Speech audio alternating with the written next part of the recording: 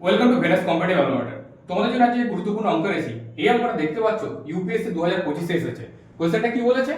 If n square equal to 1 2 3 4 5 6 7 8 9 8 7 6 5 4 3 2 1, তাহলে then how many digits does the number n have?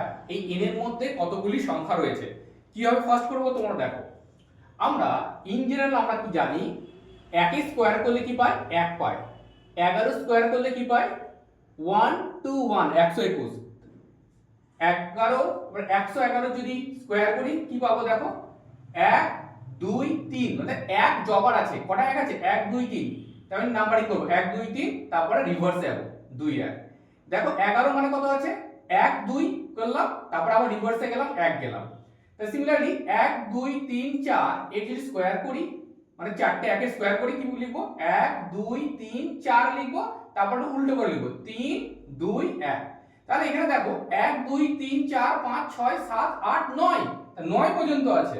তার মানে আমরা বুঝতে পারছি এখানে 1 2 3 4 5 6 7 8 9, 9টা 1 আছে, তার এখানে স্কয়ার করা আছে। তারপরে দেখো 9, তারপরে 8 7 6 5 4 3 2 1 রিভার্সে গেছে। তাহলে আমরা কটা ডিজিট পাচ্ছি এখানে? এটা আমরা কটা ডিজিট পাচ্ছি? 1 2 3 4 5 6 7 8 9। তাহলে n এর ভ্যালু কত এখানে? 9। এইভাবে আমরা অ্যানসার করতে পারি। তাহলে এই অ্যানসার কত হবে? n এর ভ্যালু কত আছে এখানে?